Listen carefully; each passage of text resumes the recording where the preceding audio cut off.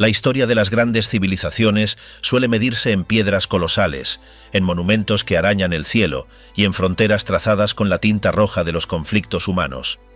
Pero existe una crónica distinta, una que no se inscribió en el granito eterno de las pirámides ni en el mármol pulido de los palacios imperiales, sino en un material infinitamente más delicado y, paradójicamente, indestructible: la memoria humana. Lo que pocos comprenden es que mucho antes de que las llamas devoraran su templo y las legiones dispersaran sus brasas, esta semilla de resistencia ya germinaba en el desierto de la fe.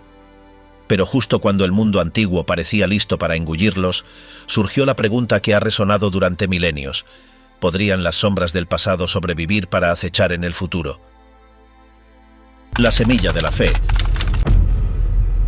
En las arenas movedizas del tiempo, donde las leyendas se entretejen con la realidad histórica hasta volverse indistinguibles, emerge la figura de Abram. No aparece en los registros como un rey coronado de oro ni como un general victorioso al mando de legiones, sino como un humilde nómada cuya obediencia a una frecuencia invisible alteraría para siempre el código genético espiritual de la humanidad. Su viaje no comienza en el vacío, sino bajo la sombra colosal de los zigurats de Mesopotamia, en la gran ciudad de Ur de los Caldeos. Para entender la magnitud de su partida, debemos mirar lo que dejó atrás. Ur no era un asentamiento primitivo, era la cúspide de la civilización sumeria, un centro de comercio internacional y, sobre todo, el corazón del culto al dios lunar Nana. Abram vivía en una sociedad obsesionada con la astrología y los panteones complejos, donde cada aspecto de la vida estaba regido por caprichos de deidades celestes. En este contexto, la decisión de Abram fue una ruptura radical con la realidad consensuada de su época. El polvo del río Éufrates se adhería a sus sandalias mientras cruzaba las aguas, dejando atrás deliberadamente los ídolos de arcilla y los templos paganos. Esta migración masiva de su clan no fue impulsada por el hambre física ni por el deseo de conquista militar, sino por una promesa etérea y casi imposible: la posesión de una tierra desconocida y una descendencia tan numerosa como las estrellas que tachonaban el cielo nocturno del desierto. Algunos teóricos modernos sugieren que la salida de Abram pudo coincidir con el colapso de la tercera dinastía de Ur, especulando que quizás Abram poseía un conocimiento astronómico o divino que le advirtió de la inminente caída de su civilización, actuando como un preservador de un conocimiento monoteísta primordial que se había perdido entre la multitud de dioses. Sin embargo, en esas noches frías y estrelladas, Abram, quien sería rebautizado como Abraham bajo el pacto divino, enfrentó pruebas que habrían destrozado cualquier alma común. La primera fue la esterilidad de su esposa Sara, un silencio biológico que desafiaba la lógica de la promesa. En otras culturas de la época, como la babilónica, la falta de descendencia era vista como una maldición o un rechazo de los dioses, motivo suficiente para el repudio. Pero Abraham mantuvo la espera. La prueba suprema llegaría años más tarde en el monte Moría. La narrativa bíblica nos cuenta que se le pidió entregar la vida de su hijo Isaac. Este episodio es crucial si lo comparamos con los vecinos de los hebreos. En Canaán y Fenicia, el culto a Moloch y a Baal exigía rutinariamente que los padres entregaran a sus hijos al fuego para asegurar cosechas o victorias militares. El sacrificio humano era una transacción económica y mágica aceptada. Cuando Abraham levantó el cuchillo bajo la luz implacable del mediodía, estaba a punto de realizar un acto que sus contemporáneos habrían entendido perfectamente. Pero entonces ocurrió lo impensable. El metal fue detenido por una intervención celestial. Este momento no fue solo la salvación física de Isaac, fue una revolución teológica. Estableció una frontera definitiva. Este nuevo Dios no deseaba la muerte humana, sino la consagración de la voluntad. Mientras los aztecas milenios más tarde arrancarían corazones para alimentar al sol y los cartagineses ofrecerían infantes en tiempos de asedio, la fe de Abraham declaró que la vida humana era intocable. Isaac, el hijo de la promesa, engendró a Jacob en un mundo marcado por las rivalidades y los engaños fraternales. La historia nos cuenta el robo de la primogenitura a su hermano Esaú, mediante un guiso de lentejas humeante y el tacto engañoso de una piel de cabra. Aquí vemos un patrón recurrente en esta narrativa: la elección del hijo menor sobre el mayor, algo que rompía con las leyes de herencia de casi todas las culturas antiguas, desde Egipto hasta China, donde el primogénito lo era todo. Esto sugería que el destino no estaba en la sangre, sino en la elección.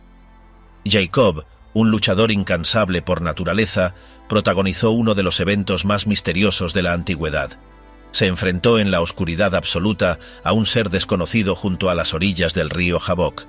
Las interpretaciones tradicionales hablan de un ángel, pero el texto es ambiguo y perturbador.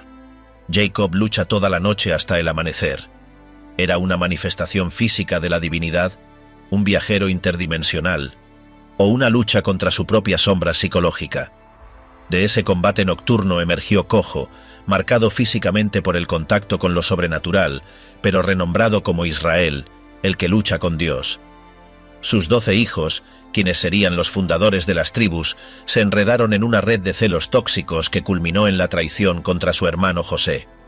Lo vendieron a caravanas de mercaderes ismaelitas cuyos camellos iban cargados de especias y resinas, enviándolo a Egipto como una mercancía más. Pero el destino es una maquinaria compleja. José, gracias a sus sueños proféticos de espigas que se inclinaban y estrellas que danzaban, ascendió desde las mazmorras húmedas y oscuras, donde la esperanza parecía haber sido extinguida, hasta la corte dorada del faraón. Aquí, la historia se alinea con una teoría fascinante. Los egiptólogos hablan del período de los Hyksos, los reyes pastores de origen semítico que gobernaron el Bajo Egipto durante un tiempo. Es muy probable que el ascenso de José ocurriera bajo una de estas dinastías extranjeras, lo que explicaría cómo un pastor hebreo pudo llegar a ser visir en una sociedad tan xenófoba y estratificada como la egipcia. José interpretó las visiones de vacas flacas devorando a las gordas, implementando un sistema de almacenamiento de grano que salvó a la región. Esta ascensión trajo a los israelitas al Nilo, donde el refugio inicial se transformó lentamente en cadenas invisibles. El olor a loto y papiro del palacio pronto fue reemplazado por el sudor amargo de los hebreos construyendo ciudades de almacenamiento bajo el látigo. Sin embargo, en las profundidades de esta opresión, una chispa divina estaba a punto de encenderse. Justo cuando la servidumbre parecía eterna, un líder emergió de las sombras del palacio, pero el desierto que les esperaba no era un camino de libertad inmediata, sino un escenario de pruebas diseñadas para purgar el alma de una nación naciente. El Éxodo, la guerra de los dioses y la máquina del Sinaí. Moisés, el príncipe de Egipto que ocultaba sangre hebrea en sus venas, encarna el arquetipo del héroe que debe perderlo todo para encontrarse a sí mismo. Su historia de origen, salvado de las aguas en una cesta de juncos, resuena curiosamente con la leyenda de Sargón de Akkad, el gran rey mesopotámico, sugiriendo un patrón universal en la mitología antigua sobre los líderes destinados a la grandeza. Tras acabar con la vida de un capataz cruel en defensa de un esclavo, se vio obligado a huir hacia el vasto desierto de Madián. Pasó décadas pastoreando ovejas en las áridas tierras volcánicas, bajo un sol implacable que quemaba sus dudas y moldeaba su carácter lejos de los lujos de la corte. Su llamada al destino no fue con trompetas reales, sino con un fenómeno que desafiaba la física, una zarza que ardía con fuego intenso pero no se consumía. Las llamas danzaban como espíritus vivos en el monte Horeb. Aquí, la divinidad se reveló no como un ídolo tangible de piedra o madera, común en todas las culturas del momento, sino como una presencia absoluta y abstracta que declaró: «Yo soy el que soy». Una definición ontológica que estaba a milenios de distancia de la comprensión filosófica de la época. Moisés regresó a Egipto acompañado por Aarón para confrontar al hombre más poderoso de la tierra, el faraón, considerado un dios viviente. Lo que siguió no fue solo una lucha política, sino una guerra teológica. Cada una de las 10 plagas puede interpretarse como un ataque directo y calculado contra una deidad específica del panteón egipcio. El Nilo convertido en sangre fue una humillación para Hapi, el espíritu del río. La oscuridad que se podía palpar fue un desafío directo a Ra, el dios Sol. Algunos científicos han intentado explicar estos eventos mediante la teoría de la erupción del volcán Tera en Santorini, que podría haber causado cambios climáticos, ceniza volcánica oscureciendo el cielo y mareas rojas tóxicas. Sin embargo, la sincronización de los eventos sugiere algo más allá de la mera coincidencia geológica. La noche más oscura llegó con la 10ª plaga. La sombra del fin recorrió las calles llevándose a los primogénitos, desde el heredero del trono hasta el hijo del prisionero, pero pasando por alto las casas marcadas con la sangre de un cordero.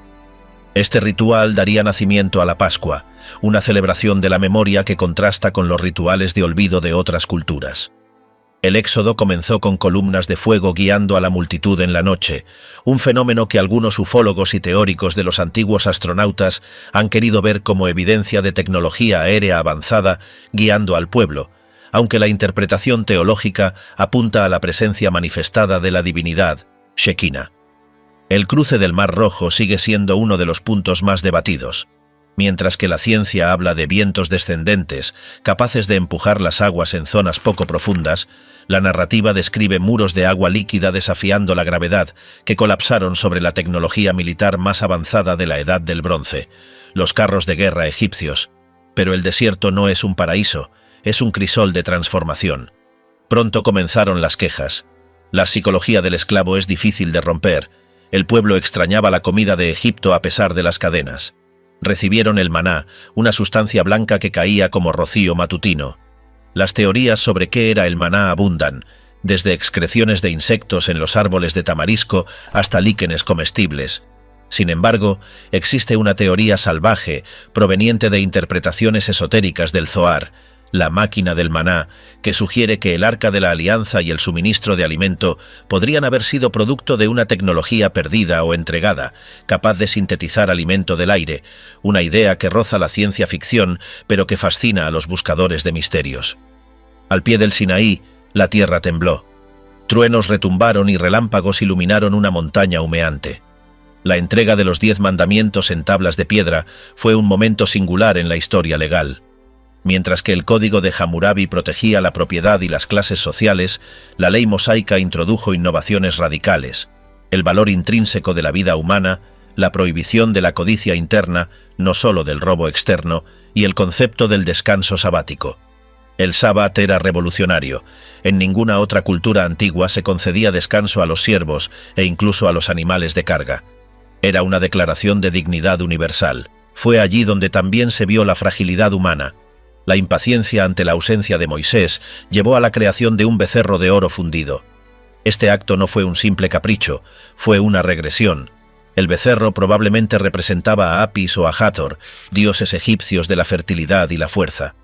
El pueblo, aterrorizado por la libertad y el silencio del desierto, buscó refugio en lo tangible, en lo que podían ver y tocar, rechazando al Dios invisible que los había liberado. La construcción del tabernáculo y específicamente del Arca de la Alianza introduce otro misterio técnico. Las instrucciones dadas a Moisés eran extremadamente precisas, detallando materiales que son conductores y aislantes, oro y madera de acacia. Algunos ingenieros eléctricos han señalado que el diseño del arca se asemeja funcionalmente a un condensador eléctrico gigante, capaz de almacenar cargas masivas de electricidad estática del ambiente seco del desierto. ¿Explicaría esto por qué nadie podía tocar el arca sin perder la vida instantáneamente, fulminado por una descarga? ¿Era el arca un dispositivo de comunicación, un arma o simplemente un objeto sagrado cuya santidad era incompatible con la impureza humana? 40 años de errancia fueron necesarios para que la generación con mentalidad de esclavo desapareciera, dejando paso a una nueva identidad forjada en la ética de la ley y no en el miedo al látigo. Canaán esperaba al otro lado, pero con ciudades fortificadas hasta el cielo y guerreros, los Anakim, que eran descritos como gigantes ante los cuales los espías hebreos se sentían como langostas. Al borde de la tierra prometida, el pueblo se dividió entre el pánico y la fe, justo cuando un nuevo líder debía surgir para la batalla inminente. La transición de Moisés a Josué marcaría el fin de la era de los milagros atmosféricos y el comienzo de la era de la espada y la conquista territorial. La conquista de Canaán y la era de los jueces. La historia no siempre avanza con el paso lento de las caravanas. A veces golpea con la fuerza de un martillo de guerra. Tras décadas de vagar por el desierto, la transformación de las tribus hebreas de nómadas errantes a conquistadores militares es uno de los giros más abruptos y fascinantes de la antigüedad. No estamos hablando simplemente de una migración impulsada por la necesidad, sino de una invasión calculada que desafió toda la lógica militar conocida en la Edad del Bronce. Josué, el sucesor designado, no era un místico soñador como su predecesor, sino un estratega pragmático que entendía que la fe debía ir acompañada de la táctica. Su primera maniobra fue el cruce del río Jordán, un evento descrito en las crónicas como un suceso hidrológico imposible donde las aguas se detuvieron y se elevaron en un muro sólido río arriba, permitiendo el paso en seco de toda una nación. Aquí es donde los teóricos modernos y los geólogos entran en un debate fascinante, pues algunos sugieren que un deslizamiento de tierra masivo cerca de la ciudad de Adam, provocado por la actividad sísmica frecuente en el Valle del Rift, pudo haber bloqueado temporalmente el flujo del río. No sería la única vez en la historia geológica de la región. Terremotos registrados en 1927 causaron un fenómeno similar, deteniendo el agua por horas. Pero para los antiguos israelitas, esto no fue geología ni casualidad, fue una declaración de autoridad cósmica, una señal inequívoca de que las leyes de la naturaleza estaban subordinadas a su misión de conquista. Una vez en tierra firme, la primera gran prueba que enfrentaron fue Jericó, una de las ciudades más antiguas del mundo habitado, una fortaleza rodeada de muros dobles que parecían impenetrables para un ejército sin maquinaria pesada. La estrategia empleada aquí desconcierta a los historiadores militares tradicionales porque desafía todo manual de guerra de la época. No hubo máquinas de asedio, ni rampas de tierra, ni arietes golpeando las puertas. Fue una operación de guerra psicológica y quizás algo más misterioso que rozaba lo tecnológico. Durante 6 días, el ejército marchó en silencio absoluto alrededor de la ciudad, un silencio antinatural que debió ser aterrador para los habitantes que observaban desde las murallas, esperando un ataque que no llegaba. Solo se escuchaba el sonido rítmico de 7 trompetas de cuerno de carnero. El 7º día, el silencio se rompió con un grito unificado de miles de gargantas y el estruendo coordinado de las trompetas, momento en el cual los muros colapsaron hacia afuera, permitiendo que los invasores subieran directamente. Aquí surge una de las teorías más salvajes y debatidas, la resonancia acústica. Ingenieros modernos han especulado si una frecuencia específica, amplificada por la geografía del valle y la acústica de los cuernos tocados al unísono, pudo haber encontrado la frecuencia de resonancia de los muros de adobe y piedra, provocando una licuefacción estructural. ¿Conocían los antiguos sacerdotes secretos sobre el sonido y la vibración que la ingeniería moderna apenas está redescubriendo? Si miramos otras culturas, encontramos mitos inquietantemente similares. En la mitología griega, por ejemplo, se dice que Anfión construyó los muros de Tebas moviendo las piedras pesadas solo con el sonido de su lira, lo que sugiere la existencia de una tradición global perdida sobre una tecnología sónica, capaz de construir o destruir. La campaña continuó con una intensidad brutal hasta llegar a la batalla de Gabaón, donde ocurre el evento astronómico más discutido y polémico de la Biblia. Josué ordena al sol y a la luna que se detengan en el cielo para extender la luz del día y completar su victoria. Las interpretaciones de este evento varían desde lo puramente poético hasta escenarios catastróficos. Algunos astrofísicos sugieren que pudo haber sido un eclipse solar total que bajó la temperatura súbitamente causando pánico, o una refracción atmosférica inusual. Sin embargo, teóricos más audaces, siguiendo las líneas de pensamiento de investigadores como Immanuel Velikovsky, proponen que un acercamiento planetario, quizás Venus o Marte pasando peligrosamente cerca de la Tierra, pudo haber alterado temporalmente la rotación del planeta o inclinado su eje, creando la ilusión óptica y física de un día prolongado. Curiosamente, al otro lado del mundo, los anales de las culturas precolombinas en los Andes y registros antiguos en China hablan de un día largo o una noche larga que ocurrió en una época cronológicamente similar. ¿Fue un fenómeno global que cada cultura interpretó a su manera según sus propios mitos? La coincidencia es, cuando menos, sospechosa y apunta a un evento cataclísmico olvidado por la historia convencional. A pesar de estas victorias sobrenaturales, la paz en Canaán era tan frágil como el cristal, y la verdadera amenaza para las tribus no venía del desierto, sino del mar. Los filisteos, parte de los misteriosos pueblos del mar que habían devastado el Mediterráneo oriental, provocando el colapso de civilizaciones enteras como los hititas y debilitando a Egipto, comenzaron a presionar desde la costa. Para entender el peligro existencial que representaban, hay que mirar la tecnología. Mientras los israelitas seguían atrapados en la Edad del Bronce, los filisteos poseían el secreto de la fundición del hierro. Eran guerreros de élite, con armaduras pesadas y carros de guerra reforzados que para las tribus de las colinas armadas con bronce y cuero eran equivalentes a enfrentarse a tanques modernos con rifles de caza. Esta disparidad tecnológica sumió a la región en el caos, y sin un gobierno central, las tribus operaban como ciudades-estado griegas, a menudo peleando entre ellas.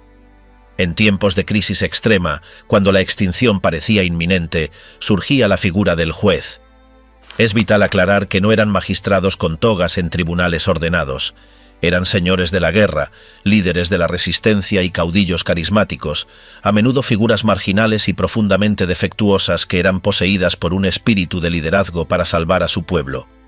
Una de estas figuras, Débora, rompe todos los moldes de la antigüedad al erigirse como la autoridad suprema política y judicial en una sociedad profundamente patriarcal, despachando órdenes bajo una palmera. Su general, Barak, se negó a ir a la batalla sin ella, un reconocimiento tácito de que su poder estratégico venía de una conexión divina o intuitiva que él no poseía. La victoria que orquestaron contra el general cananeo Sísara no fue un duelo de fuerza bruta, sino una trampa maestra utilizando el terreno fangoso del torrente de Cisón para inutilizar la ventaja tecnológica de los carros de hierro enemigos. El final de Sísara es digno de una película de terror psicológico. Huyendo del campo de batalla, buscó refugio en la tienda de Jael, una mujer que fingió hospitalidad.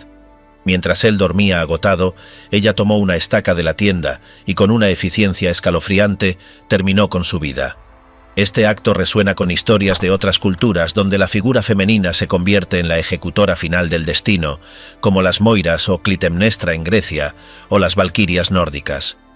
Jael no usó una espada de guerrero, sino una herramienta doméstica, subvirtiendo las expectativas de la guerra tradicional y demostrando que en este conflicto nadie estaba a salvo. Luego surgió Gedeón, quien representa el arquetipo del héroe reacio y lleno de dudas, necesitando pruebas empíricas constantes antes de actuar. Su campaña contra los madianitas es un manual de operaciones especiales moderno. En lugar de un ejército masivo que sería difícil de coordinar, seleccionó solo a 300 hombres de élite. La táctica fue pura guerra psicológica. Atacaron de noche, rompiendo cántaros de barro que ocultaban antorchas y haciendo sonar trompetas simultáneamente desde diferentes puntos. El efecto visual y sonoro en la oscuridad absoluta hizo creer al inmenso ejército enemigo que estaban rodeados por una fuerza infinitamente superior. El pánico se apoderó del campamento, y en la confusión, los enemigos comenzaron a atacarse unos a otros, una táctica de engaño que recuerda a las estrategias de Sun Tzu, quien afirmaba que todo el arte de la guerra se basa en el engaño, o a la defensa espartana en las Termópilas, donde el terreno y el miedo valían más que los números. Pero de entre todos estos líderes, la figura que más captura la imaginación popular es Sansón, un hombre imposible de ignorar. Es difícil leer su historia sin pensar en los grandes héroes solares de la mitología comparada, como el Hércules griego o el Gilgamesh sumerio. Sansón era un nazareo, consagrado desde el vientre con una prohibición estricta de cortar su cabello o tocar el fruto de la vid. Su fuerza no era muscular en el sentido anatómico, no era necesariamente un gigante culturista, sino sobrenatural. Desgarró un león con sus manos desnudas, una hazaña idéntica a la de Hércules con el león de Nemea, y eliminó a 1000 hombres utilizando solo una quijada de burro. Sin embargo, Sansón es también la tragedia del impulso y la falta de control. Era emocionalmente volátil, adicto al peligro y a las mujeres del bando enemigo, lo que lo llevó a su ruina. Su relación con Dalila es el primer gran drama de espionaje de la historia. Ella no era simplemente una amante, sino una agente operativa pagada por los señores filisteos para descubrir la fuente de su tecnología biológica. Cuando su secreto fue revelado y su cabello cortado, perdió su conexión con la fuente de su poder. Algunos teóricos especulan sobre la naturaleza de esta fuerza. ¿Era una mutación genética única? ¿O el cabello era una metáfora de algo más, quizás una especie de antena o conexión bioeléctrica que, al ser cortada, interrumpía el flujo de energía?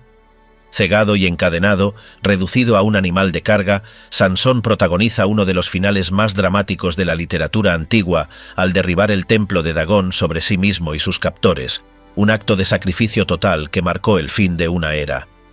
El caos de la época de los jueces llevó al pueblo a una conclusión inevitable.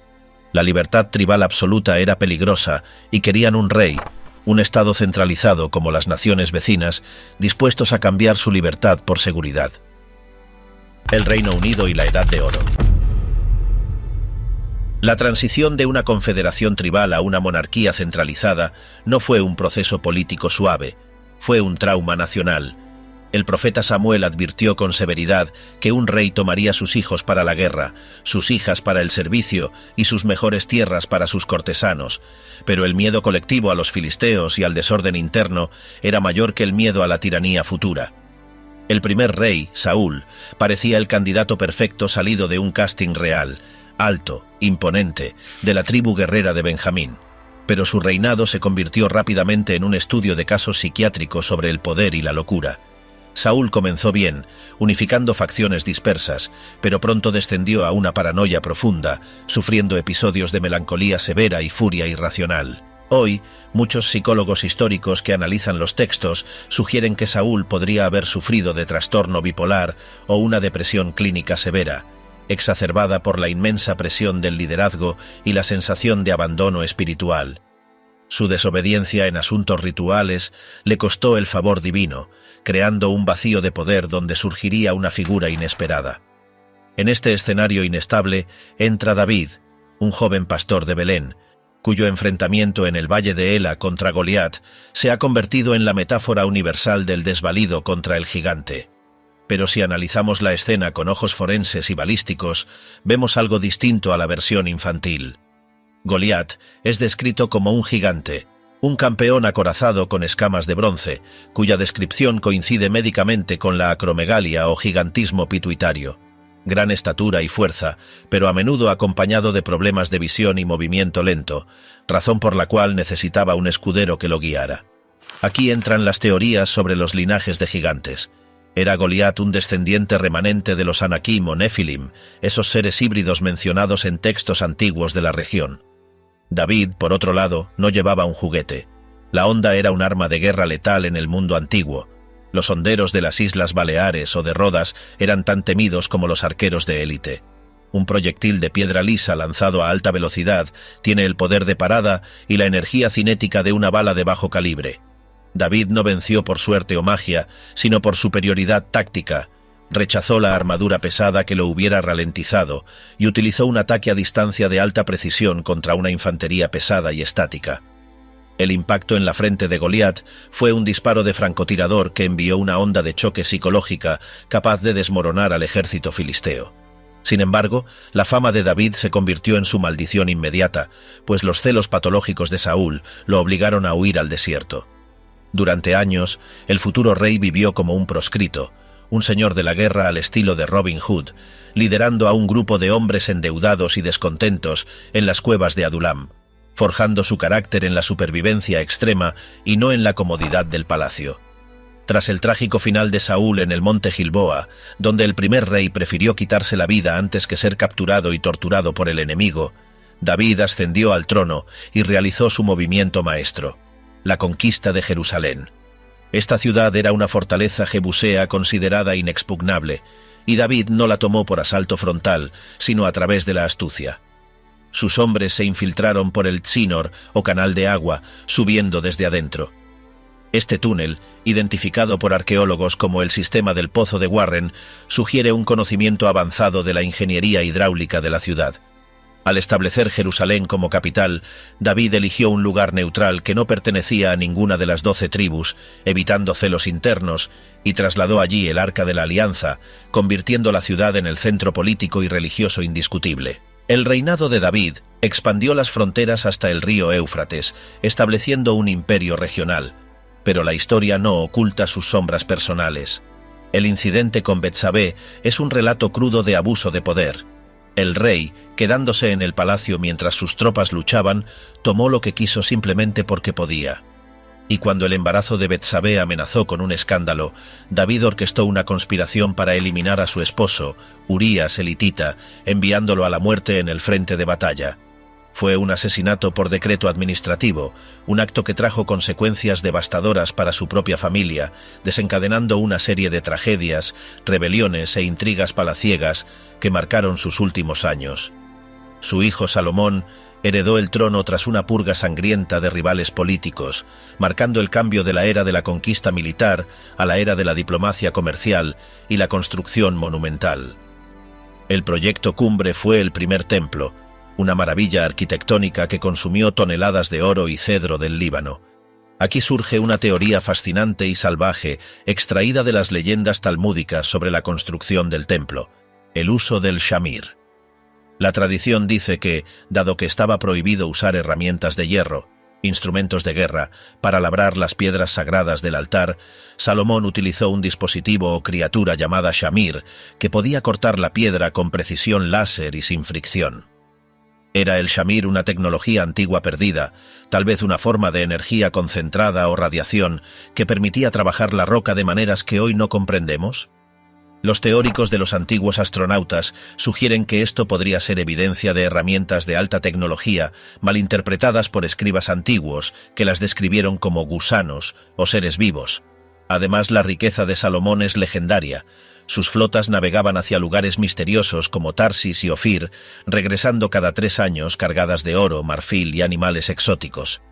La ubicación de Ofir sigue siendo uno de los grandes misterios arqueológicos.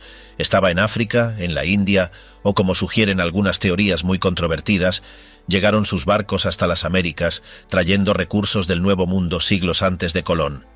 La visita de la reina de Saba no fue solo un intercambio cultural, sino una cumbre comercial de alto nivel que cimentó la posición de Israel como el nexo comercial entre Oriente y Occidente. Pero hay un aspecto de Salomón que la tradición esotérica amplifica mucho más que el texto bíblico oficial: su faceta como mago y maestro de los misterios naturales.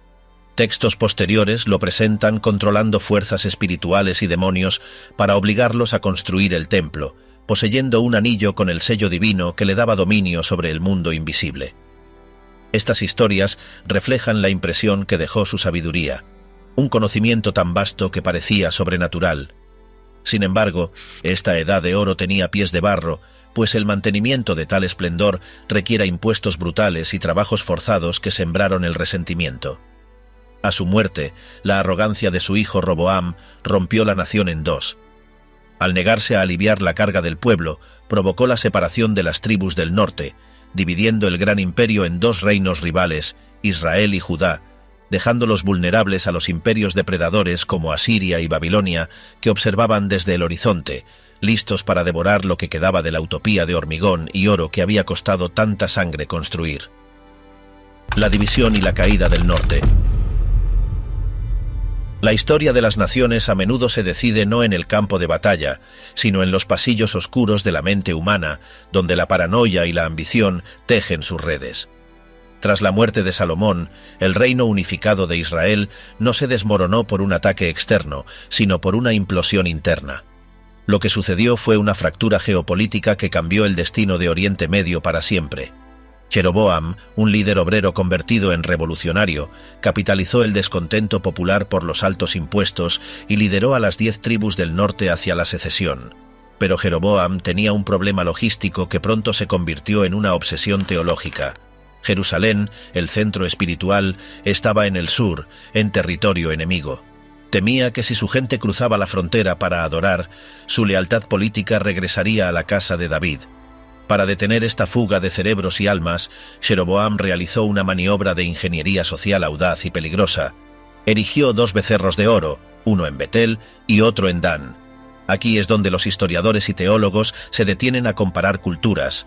Esta adoración bovina no era nueva, resonaba profundamente con el culto a Apis en Egipto, donde el toro representaba fuerza y virilidad divina, o con el dios cananeo El, a menudo asociado con el toro. Al hacer esto, Jeroboam no solo estaba creando un cisma político, sino que estaba reintroduciendo un sincretismo religioso que vinculaba a Israel con las potencias paganas circundantes. Estableció un sacerdocio ilegítimo, permitiendo que cualquiera con dinero pudiera comprar el cargo, democratizando lo sagrado hasta corromperlo por completo. El norte, ahora llamado Reino de Israel, era próspero y cosmopolita, controlando las rutas comerciales vitales, pero su trono era un asiento eyector. Reyes iban y venían mediante conspiraciones y eliminaciones selectivas. La oscuridad espiritual alcanzó su cenit con la llegada de Acab y su esposa Jezabel. Esta no es solo una historia de un mal rey. Es el choque de dos civilizaciones. Jezabel, una princesa fenicia de Sidón, trajo consigo una maquinaria religiosa sofisticada y agresiva dedicada a Baal y Astarté. Baal, el dios de las tormentas y la fertilidad, exigía rituales que a menudo implicaban actos físicos extremos y ofrendas humanas, algo que horrorizaba a los profetas yavistas. Fue en este vórtice de corrupción donde surgió Elías, una figura que parece tallada en granito. El enfrentamiento en el Monte Carmelo es quizás uno de los duelos más dramáticos de la antigüedad. No fue solo una discusión teológica, fue una prueba de poder empírico. Elías desafió a los profetas de Baal a que su Dios encendiera el fuego del sacrificio. Mientras los sacerdotes de Baal gritaban y se laceraban la piel en un frenesí extático, una práctica común en los cultos de Anatolia para despertar a los dioses durmientes, no hubo respuesta. Cuando llegó el turno de Elías, empapó su altar con agua para eliminar cualquier posibilidad de trucos pirotécnicos. Aquí es donde entran las teorías más salvajes. El texto dice que cayó fuego del cielo y consumió no solo el sacrificio, sino las piedras y el agua. Los escépticos hablan de un rayo oportuno en una zona propensa a tormentas eléctricas. Sin embargo, teóricos de los antiguos astronautas sugieren que la descripción de un fuego quirúrgico y devastador se asemeja a tecnologías de energía dirigida o intervenciones de inteligencias no humanas que vigilaban el desarrollo de esta tribu específica.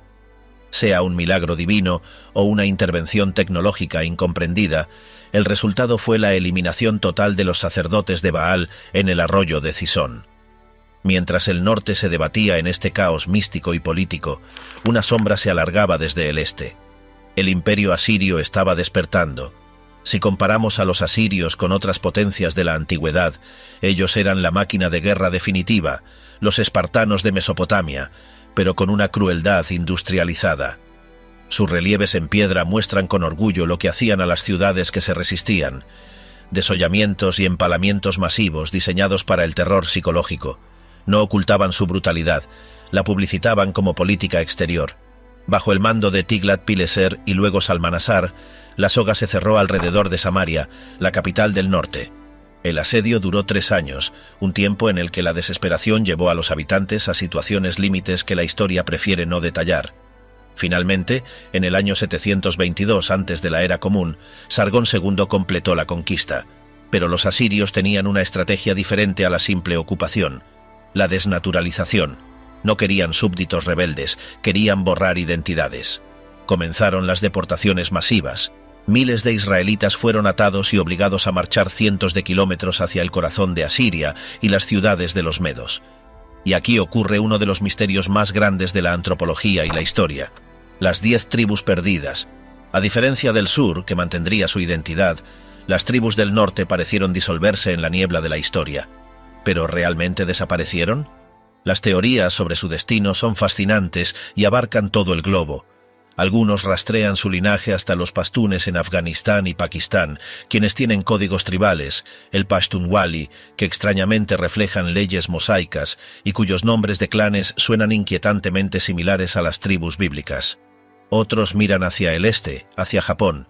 Existe una teoría controvertida pero persistente que sugiere que ciertos rituales sintoístas y la estructura de los santuarios portátiles, o mikoshi, tienen paralelismos inexplicables con el Arca de la Alianza y las prácticas levíticas, sugiriendo que una migración llegó hasta las islas del Sol naciente a través de la Ruta de la Seda. Incluso hay teorías que cruzan el océano. Desde el siglo XVII, exploradores y teólogos han especulado que algunos grupos de nativos americanos podrían ser descendientes de estas tribus, basándose en supuestas similitudes lingüísticas y culturales, una idea que más tarde sería fundamental para movimientos religiosos como el mormonismo. En África, el pueblo Lemba de Zimbabue ha mantenido tradiciones judías durante milenios, y análisis genéticos modernos han encontrado en sus sacerdotes el haplogrupo del cromosoma Y, conocido como el gen Cohen, vinculándolos directamente con el linaje sacerdotal semítico antiguo. Es como si el norte de Israel no hubiera sido destruido, sino fragmentado y sembrado por todo el planeta, esperando ser redescubierto. Mientras el norte desaparecía, el reino de Judá en el sur observaba con terror. Sennacherib, el rey asirio, dirigió su maquinaria hacia Jerusalén.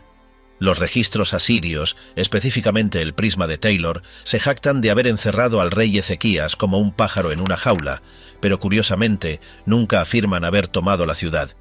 La Biblia habla de un ángel que eliminó a 185.000 soldados en una noche. El historiador griego Heródoto ofrece una versión diferente pero igualmente extraña. Una plaga de ratones de campo que devoró las cuerdas de los arcos y los escudos de los asirios, dejándolos indefensos. ¿Fue una enfermedad fulminante, una intervención divina o una anomalía biológica? Judá sobrevivió, pero solo por un tiempo. Un nuevo depredador alfa, Babilonia, estaba devorando a Asiria y pronto pondría sus ojos en la ciudad dorada. El exilio babilónico y el retorno. La caída de Jerusalén en el año 586 antes de la Era Común no fue solo una derrota militar. Fue un evento de extinción teológica que paradójicamente dio a luz al judaísmo moderno. Nabucodonosor II, un rey constructor y conquistador cuya ambición rozaba la megalomanía, finalmente rompió las defensas de la ciudad tras un asedio que redujo a la población a la hambruna absoluta. La brutalidad de la conquista babilónica fue quirúrgica. El rey Sedequías intentó huir por túneles subterráneos, sistemas que hoy en día los arqueólogos siguen descubriendo bajo la ciudad vieja, pero fue capturado. Su castigo fue diseñado para ser la última imagen que su cerebro procesara. Presenció el fin de sus hijos antes de que le cegaran los ojos. El Templo de Salomón, una maravilla arquitectónica del mundo antiguo revestida de cedro y oro, fue incendiado. Y aquí surge el misterio más grande de todos. ¿Qué pasó con el Arca de la Alianza? La Biblia no menciona su captura entre el botín llevado a Babilonia. Las listas de tesoros saqueados son meticulosas, pero el arca no figura en ellas. Esto ha alimentado siglos de especulación. Una teoría sugiere que el profeta Jeremías la ocultó en una caverna en el monte Nebo, sellando la entrada hasta el fin de los tiempos. Otra teoría, popularizada por la dinastía etíope, afirma que fue llevada al sur, a Aksum, donde supuestamente reside hoy bajo la vigilancia de un monje que nunca abandona el recinto. Hay hipótesis más audaces que conectan el arca con los caballeros templarios siglos más tarde, sugiriendo que la encontraron excavando bajo el monte del templo y que su inmenso poder o conocimiento tecnológico fue la fuente de su súbita riqueza.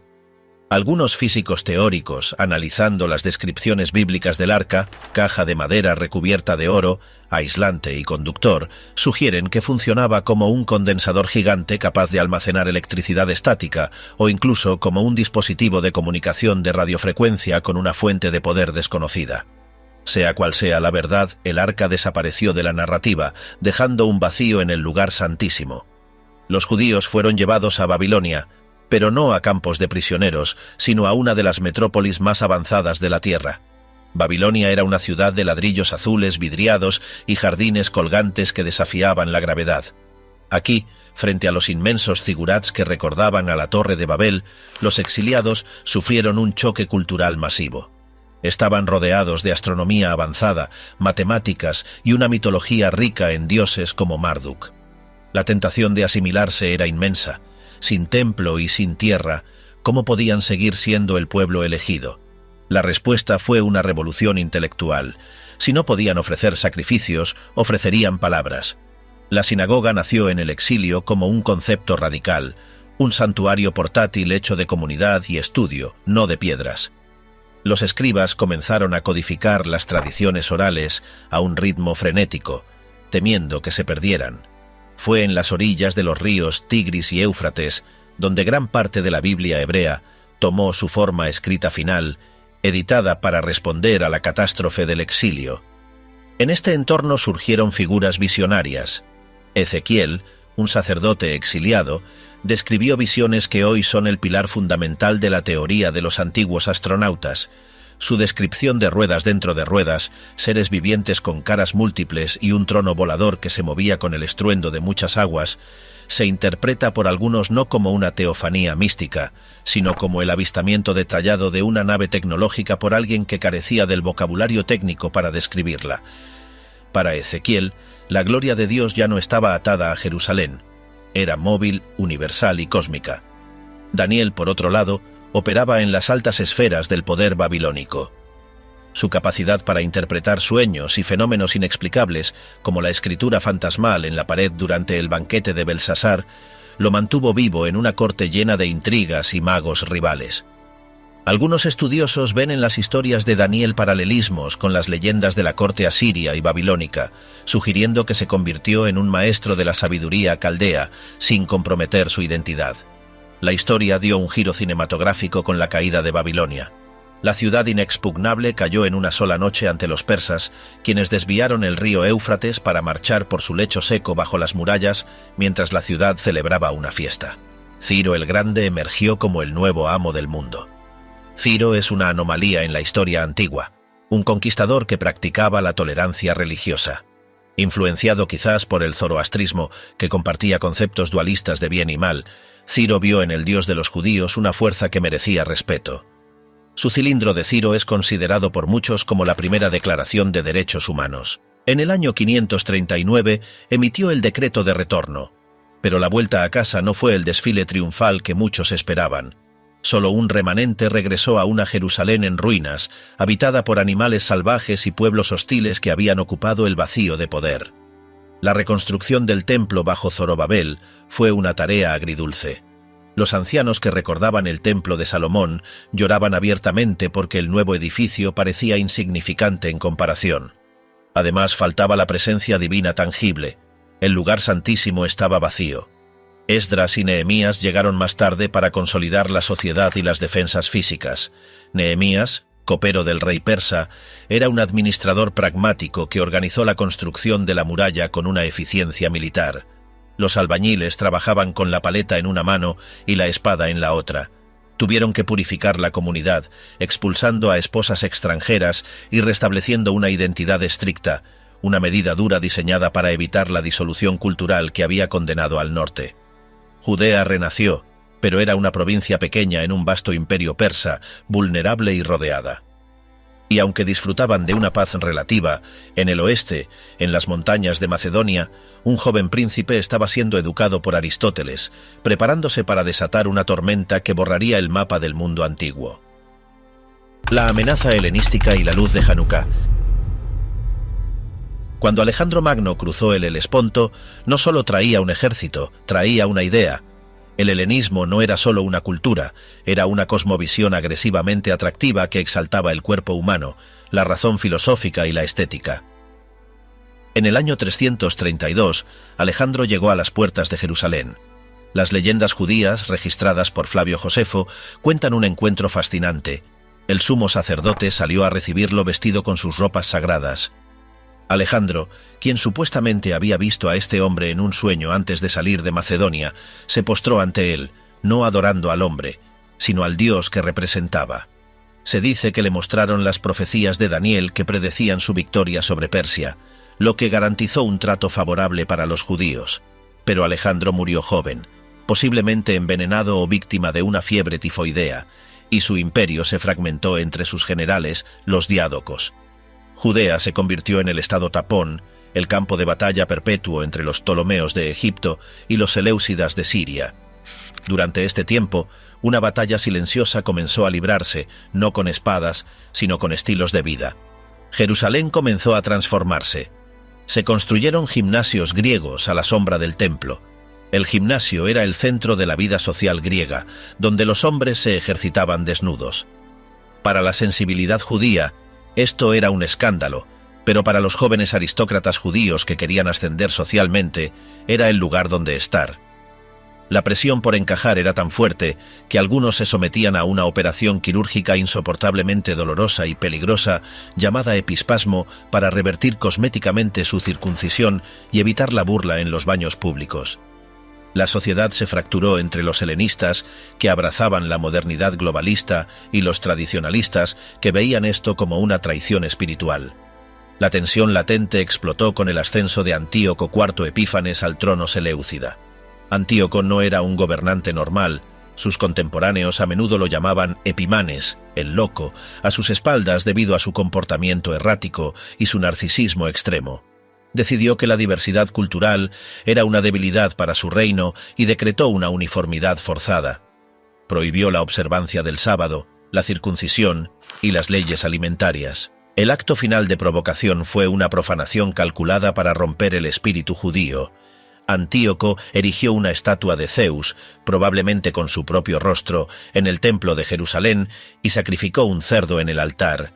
La carne porcina era el anatema definitivo para los judíos. Fue una violación psicológica y espiritual. Los oficiales griegos recorrieron los pueblos obligando a los líderes locales a realizar sacrificios paganos como prueba de lealtad. En la aldea de Modín, un anciano sacerdote llamado Matatías se negó. Cuando un judío helenizado se adelantó para cumplir la orden, Matatías, poseído por un celo ancestral, eliminó tanto al traidor como al oficial griego. Ese golpe de espada inició la revuelta de los macabeos. Matatías y sus 5 hijos huyeron a las colinas, iniciando una guerra de guerrillas clásica. Judas Macabeo, hijo de Matatías, demostró ser uno de los genios tácticos más grandes de la historia militar. Con un ejército de granjeros mal equipados, se enfrentó a las falanges profesionales sirias. Judas entendía que no podía ganar en campo abierto, así que usó la geografía de Judea a su favor. Atacaba en los pasos estrechos, de noche, usando la velocidad y el conocimiento del terreno para neutralizar la superioridad numérica del enemigo. Sus tácticas se estudian hoy como ejemplos perfectos de guerra asimétrica. La batalla de Bet-Zacarías introdujo un elemento de terror digno de una película de monstruos: elefantes de guerra. Los griegos trajeron estas bestias acorazadas, emborrachadas con vino y jugo de moras para enfurecerlas, portando torres con arqueros en sus lomos. Para los judíos, que nunca habían visto tales criaturas, debían parecer monstruos prehistóricos. En un acto de valentía increíble, Eleazar, hermano de Judas, corrió debajo de un elefante, apuñalándolo desde abajo, siendo aplastado cuando la bestia cayó sobre él. Fue un sacrificio que demostró que el miedo a la muerte había desaparecido entre los rebeldes. Finalmente, en el año 164, los macabeos lograron lo imposible. Retomaron Jerusalén. Encontraron el templo en un estado desolador, con plantas creciendo en los atrios y las cámaras sagradas convertidas en burdeles o almacenes. Comenzaron el proceso de limpieza ritual. Según el Talmud, al querer reencender la menorá, el candelabro de 7 brazos que simbolizaba la presencia divina y la sabiduría, solo encontraron una pequeña vasija de aceite con el sello intacto del sumo sacerdote. Apenas alcanzaba para un día. Aquí la historia se mezcla con la leyenda. Aquella pequeña cantidad de combustible ardió inexplicablemente durante 8 días, desafiando las leyes de la física y la combustión, hasta que se pudo producir nuevo aceite consagrado. Algunos teóricos sugieren que quizás descubrieron una reserva oculta o una sustancia de combustión lenta desconocida, pero para el pueblo fue la señal inequívoca de que el cielo aprobaba su lucha. Así nació Hanukkah, la fiesta de las luces, celebrando la resistencia de la luz frente a la oscuridad forzada. Los macabeos fundaron la dinastía asmonea, logrando una independencia política que Israel no había visto en siglos. Expandieron las fronteras y forzaron conversiones, una ironía histórica considerando su origen. Pero el poder corrompe. Con el tiempo, los descendientes de los héroes se convirtieron en reyes helenizados, crueles y paranoicos, peleando entre sí. La sociedad se dividió nuevamente, esta vez entre fariseos y saduceos. En medio de una guerra civil entre 2 hermanos asmoneos por el trono, cometieron el error estratégico definitivo. Invitaron a una superpotencia extranjera para arbitrar su disputa. Roma, que había estado observando desde el horizonte como un lobo paciente, aceptó la invitación. El general Pompeyo Magno llegó no como mediador, sino como conquistador. En el año 63 antes de la era común, Pompeyo entró en Jerusalén y, llevado por la curiosidad, apartó el velo y entró en el lugar santísimo. Salió confundido, pues no encontró ninguna estatua, solo un espacio vacío. No podía comprender a un dios invisible. Roma había llegado para quedarse, y su sombra de hierro sería mucho más larga y terrible que cualquier imperio anterior, preparando el escenario para el evento más trascendental que la región y el mundo jamás verían. Roma y el nacimiento de la diáspora. Bajo el dominio romano, la figura de Herodes el Grande ascendió al poder. Un constructor megalómano y un rey paranoico que no dudó en eliminar a su propia familia para asegurar su trono. Herodes remodeló el templo, convirtiéndolo en una de las maravillas del mundo antiguo, con explanadas inmensas y muros de contención gigantescos que aún hoy asombran a los ingenieros. Fue una época de gran tensión mesiánica, donde predicadores recorrían Galilea y Judea. Entre ellos, Jesús de Nazaret, cuya vida y ejecución bajo el procurador Poncio Pilato daría nacimiento a una nueva fe que eventualmente se separaría del judaísmo. La opresión romana, los impuestos y la insensibilidad religiosa de los gobernadores provocaron la gran revuelta en el año 66. Los rebeldes, conocidos como celotes, lograron expulsar a los romanos temporalmente, pero la respuesta del imperio fue implacable. El general Vespasiano y su hijo Tito marcharon con legiones decididas a aplastar la rebelión. Jerusalén fue sitiada. El hambre dentro de las murallas llevó a situaciones de horror indescriptible. Finalmente, en el año 70, las defensas cayeron. El templo fue incendiado y el oro se derritió escurriéndose entre las piedras. El arco de Tito en Roma aún muestra los tesoros saqueados, incluyendo la menorá, siendo llevados en triunfo. La resistencia final tuvo lugar en la fortaleza de Masada, donde un grupo de rebeldes resistió durante años hasta que, viendo inevitable la captura, optaron por un final trágico y digno por propia mano antes que someterse a la esclavitud. Años más tarde, una segunda revuelta liderada por Bar Kokhba intentó recuperar la independencia, pero fue aplastada con tal brutalidad por el emperador Adriano que Judea fue despoblada y renombrada como Palestina para borrar el vínculo judío con la tierra. Sin embargo, antes de la caída final, un rabino llamado Yohanan ben Zakkai logró salir de Jerusalén escondido en un ataúd y obtuvo permiso para fundar una escuela en Yavne. Allí, los sabios se dieron cuenta de que para sobrevivir sin tierra y sin templo, debían construir una patria portátil hecha de leyes y estudios. El Talmud comenzó a tomar forma, preservando la identidad del pueblo en el exilio. Así comenzó la larga noche de la diáspora, navegando entre la tolerancia y la persecución bajo la cruz y la media luna. La larga noche medieval y las expulsiones. Con el cristianismo convertido en la religión oficial de Roma y el surgimiento posterior del Islam, los judíos se encontraron viviendo como minorías en tierras ajenas. En el mundo islámico, bajo la condición de dhimmi o protegidos, vivieron periodos de relativa prosperidad y colaboración cultural. La Edad de Oro en Sefarad, la España musulmana, vio a ciudades como Córdoba convertirse en faros de luz intelectual. Maimónides, médico y filósofo, escribió obras que reconciliaban la fe con la razón aristotélica, mientras poetas como Ibn Gabirol escribían versos sublimes en hebreo. Pero en la Europa cristiana, la situación era mucho más precaria. Las cruzadas, iniciadas en el siglo XI con el objetivo de liberar Tierra Santa, comenzaron con masacres de comunidades judías en el Valle del Rin.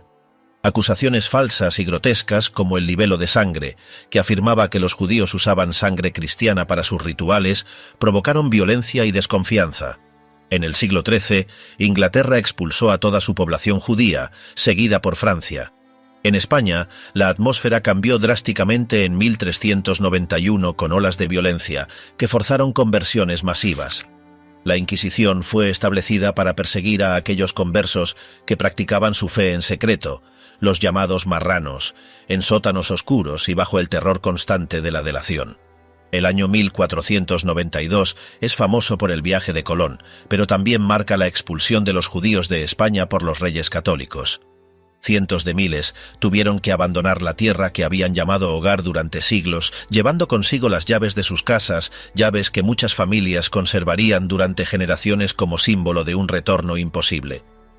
Muchos encontraron refugio en el Imperio Otomano, otros en el norte de África y Europa.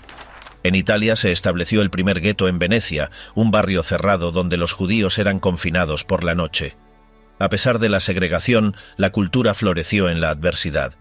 En Europa del Este, los shtetls o aldeas judías se convirtieron en centros de vida tradicional, donde movimientos místicos como el hasidismo traerían alegría y espiritualidad a una vida marcada por la pobreza y la amenaza constante de los cosacos. La esperanza de redención nunca se apagó, pero la modernidad traería nuevos desafíos, la promesa de la igualdad y la pesadilla de un odio racializado. La llegada de la Ilustración y la Revolución Francesa derribó los muros de los guetos. Napoleón ofreció ciudadanía a cambio de integración. Los judíos entraron en las universidades, las artes y las ciencias, contribuyendo desproporcionadamente al progreso de las naciones europeas. Pero este éxito generó un nuevo tipo de odio, el antisemitismo moderno, no basado en la religión, sino en teorías raciales pseudocientíficas. El caso Dreyfus en Francia convenció a un periodista llamado Theodor Herzl de que la única solución segura era un Estado propio, dando nacimiento al sionismo político. Entonces llegó la oscuridad absoluta. El ascenso del nazismo en Alemania transformó el odio en una industria de la muerte. Las leyes de Nuremberg despojaron a los judíos de su humanidad legal, y la noche de los cristales rotos marcó el inicio del fin. El Holocausto no fue una explosión de ira medieval, sino un exterminio mecanizado y burocrático.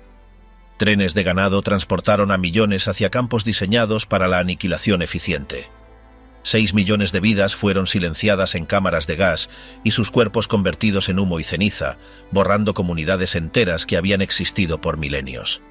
El mundo, al descubrir la magnitud del horror, quedó mudo.